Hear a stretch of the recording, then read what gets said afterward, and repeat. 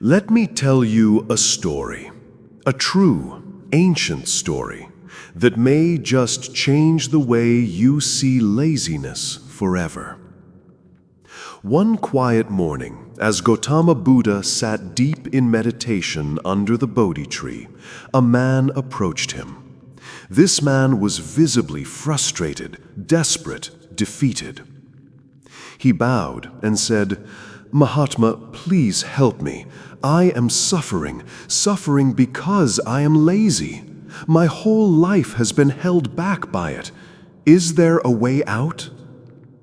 Now, Buddha didn't rush to give him an answer.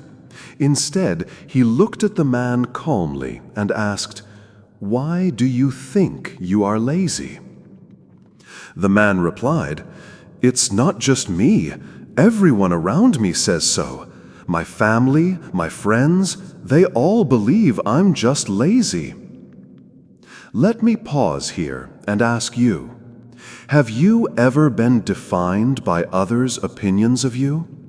How often have we allowed those labels to become our truth?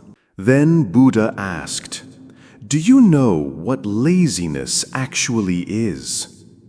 The man shook his head. "No, I don't, but I do know it's destroying my life." Buddha responded with something profound. To overcome something, you must first understand it.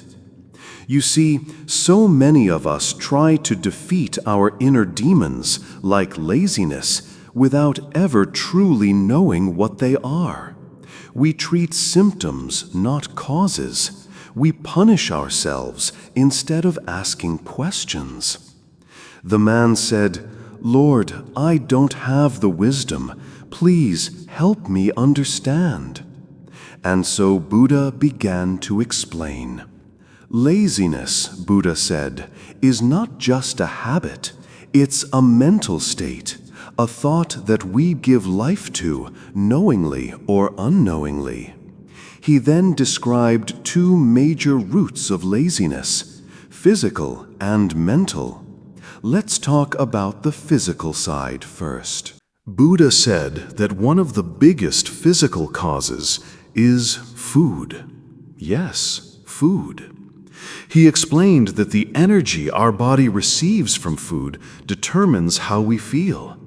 When we consume food from living, natural sources, fresh fruits, vegetables, clean water, our body receives pure energy.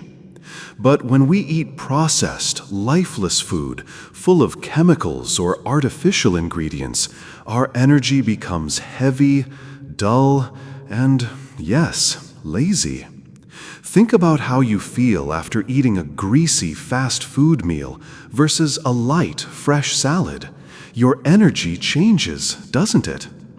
The next physical factor, movement, or more precisely, how we use our body. Buddha pointed at his disciples and said, "Look, how they sit, how they walk, spine straight, posture strong." You see, posture is not just about looking confident. It affects your energy flow, your breath, even your mental clarity. Buddha said that when you walk with awareness, when you sit with intention, when you sleep with relaxation, your body naturally enters a balanced rhythm, and balance is the enemy of laziness. Here's a little test. Try sitting up straight right now, wherever you are. Breathe deeply. Notice the shift? Then the man asked a very common question. "But isn't sleep a form of laziness?" Buddha smiled. "Yes, if you oversleep. But not sleeping enough also leads to tiredness and more laziness." He explained something timeless. Sleep is sacred if done in balance. Too much makes you groggy. Too little makes you exhausted.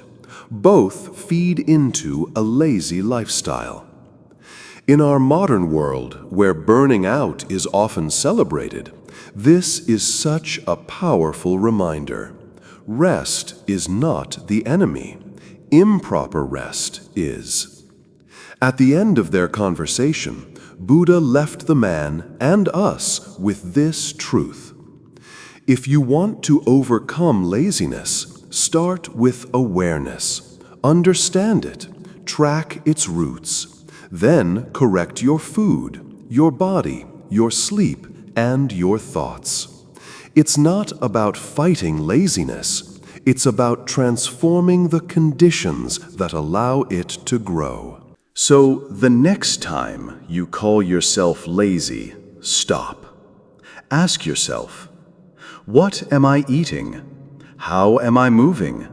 Am I sleeping right? And what story am I telling myself? Because laziness isn't a curse, it's a signal, a teacher.